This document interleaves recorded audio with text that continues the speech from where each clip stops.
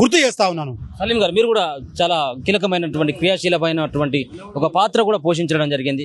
ఏంటిది మళ్ళీ ఆంధ్ర నాయకుల యొక్క ఈ వ్యాఖ్యలు ఏ విధంగా చూసుకోవచ్చు? ఒక పక్కన ప్రాంతాన్ని కావచ్చు, ఒక పక్కన తెలంగాణ పౌరులను కానీ ఒక కించపరిచేలాగా మాట్లాడుతున్నటువంటి తీరు చూసినట్టయితే మీకున్నటువంటి అభిప్రాయం ఏమనిపిస్తా ఉంది? తెలంగాణ ఉద్యమం కూడా ఈ పవన్ కళ్యాణ్ లాంటి ఆంధ్ర పెత్తందారులు ఆధిపత్య వర్గాలకు వ్యతిరేకంగా తెలంగాణ ఉద్యమం జరిగింది. ఎక్కడ కూడా ఆంధ్ర ప్రజలకు వ్యతిరేకంగా తెలంగాణ ఉద్యమం జరగలేదు. తెలంగాణ వచ్చింది, 2 రాష్ట్రాలుగా విడిపోయినాం, 12 సంవత్సరాలు అయింది. ఎవరి బతుకు వాళ్ళు బతుకుతున్నారు. తెలంగాణ వచ్చిన తర్వాత కూడా ఇక్కడి నుంచి ఆంధ్ర వాళ్ళు ఏం వెళ్ళిపోలేదు, తెలంగాణ ప్రజలను కూడా వాళ్ళని వెళ్ళిపోమలేదు. ఎవరి పని వాళ్ళు చేసుకుంటారు, ఎవరి బతుకు వాళ్ళు బతుకుతారు, ఎవరి ఉద్యోగాలు ఎవరి వ్యాపారాలు వాళ్ళు చేసుకుంటారు. అయితే ఈ పవన్ కళ్యాణ్ లాంటి ఆంధ్ర పెత్తందారులకు మొదటి నుంచి తెలంగాణ ఉద్యమం అంటే ఇష్టం లేదు, తెలంగాణ రాష్ట్రం అంటే ఇష్టం లేదు. అందుకనే అప్పుడప్పుడు ఇవి మనసులో ఉన్నాయని బయట పడుతుంటాయి. ఈయననే గతంలో అనేక సార్లు చెప్పిండు, తెలంగాణ వచ్చినప్పుడు నేను 11 రోజులు అన్నం తినలే అంటాడు. 60 సంవత్సరాల తెలంగాణ పోరాటం ఇది. 1200 పైగా తెలంగాణ బిడ్డలు ప్రాణత్యాగాలు అర్పించారు. వేలాది మంది తమ విద్యార్థులు చదువులను వదిలేసి కేసుల పాలై జైలుకు పోయారు. అంత ఈజీగా రాలే తెలంగాణ. అట్లాంటి తెలంగాణ వస్తే ఈయన 11 రోజులు అన్నం తినలేదంటే ఇక్కడే అర్థమైపోతుంది తెలంగాణ మీద పవన్ కళ్యాణ్కు ఉన్నది కపట ప్రేమ. ఈ కపట ప్రేమ ముసుగులో తెలంగాణలో రాజకీయంగా ఏదో చేద్దాము, ఇక్కడ ఏదో తన విధానాలను అమలు చేద్దాం అనుకుంటూ, కానీ తెలంగాణ ప్రజలు అంత అమాయకులు కాదు. ఆయన తెలంగాణ రాష్ట్ర ఏర్పాటును కూడా తప్పు పడుతున్నాడు. తెలంగాణ కంటే ముందు ఈ దేశంలో చిన్న రాష్ట్రాలు ఏ విధంగా ఏర్పడ్డాయో తెలంగాణ కూడా అదే ఏర్పడ్డది. దాన్ని ఎట్లా తప్పు పడతాడు ఈయన? రెండోది, ఇదే మరి ఆంధ్ర ఎంపీ లగడపాటి రాజగోపాలు లోక్సభలో పార్లమెంట్లో పెప్పర్ స్ప్రే తీసుకుపోయి మొత్తం గుప్పిండు, పార్లమెంట్లో అందరికీ స్ప్రే చేసిండు. మరి ఇది నచ్చుతుంది ఆయనకు? ఇది ఏంటంటే వీళ్ళ ఆధిపత్య వర్గాలు ఇవన్నీ. తెలంగాణ అంటే వీళ్ళకి అక్కసు, ఆ అక్కసు అనేది బయటపడుతుంటుంది.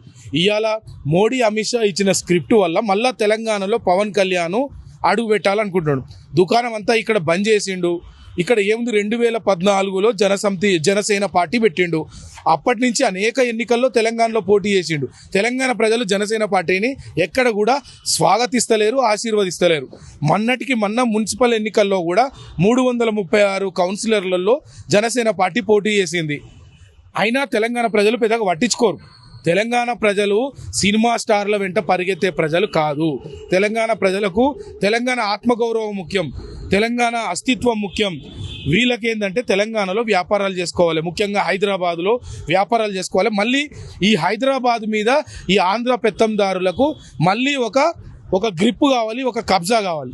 ఇది పవన్ కళ్యాణ్ ముసుగులో జరుగుతుంది. దీని వెనుక నరేంద్ర మోడీ ఉంటాడు. ఎందుకంటే కేంద్రంలో ఉన్న బీజేపీకి కూడా తెలంగాణ ఏర్పాటు ఇష్టం లేదు. స్వయంగా నరేంద్ర మోడీ అన్నాడు తల్లి నుంచి బిడ్డను వేరు చేసిరని. అమిత్ షా అన్నాడు పార్లమెంటు తలుపులు మూసి తెలంగాణ తీసుకొచ్చిరని. మొన్న కర్ణాటకలో ఉన్నటువంటి బీజేపీ ఎంపీ అన్నాడు తెలంగాణ ఉద్యమాన్ని, ఈ విభజనను పాకిస్తాన్ విభజనతోటి పోల్చిండు. అంటే వీళ్ళ అక్కసు బయట పడతా ఉంటుంది. ఇది ఈ పవన్ కళ్యాణ్ చేసింది కూడా అది ఆంధ్ర పెత్తందారుల అక్కసు బయటపడ్డది. దీన్ని తెలంగాణ ప్రజలు ముమ్మాటికి 100% పవన్ కళ్యాణ్ మాటలను తీవ్రంగా నిరసిస్తున్నారు. పవన్ కళ్యాణ్ ఖచ్చితంగా తెలంగాణ ప్రజలకు క్షమాపణ చెప్పాలి. తెలంగాణ రాష్ట్ర ఏర్పాటును అవమానిస్తావు, అమరవీరులను అవమానిస్తావు, ఇష్టం వచ్చినట్టు మాట్లాడతావు. ఇక్కడ నీ పప్పులు ఉడకవు. నువ్వు ఒకప్పుడు సినిమాలో పవర్ స్టారు, రాజకీయాలకు వచ్చినాక నువ్వు పెయిడ్ ఆర్టిస్టుగా మారిపోయినావు. కేంద్రంలో ఉన్న బీజేపీ పెద్దలు ఏ స్క్రిప్ట్ ఇస్తే ఆ స్క్రిప్ట్ చదివే దిగజారే రాజకీయ స్థాయికి నీ పరిస్థితి వచ్చింది. తెలంగాణలో నీ పప్పులు ఉడకవు, తెలంగాణలో నీ రాజకీయాలు కూడా నడవవు. నువ్వు ఇట్లనే అహంకారపూరితంగా తెలంగాణ ప్రజల గురించి మాట్లాడితే ఖచ్చితంగా తెలంగాణ ప్రజలు నీ జనసేన పార్టీని తెలంగాణలో తప్పకుండా బొంద పెడతారు.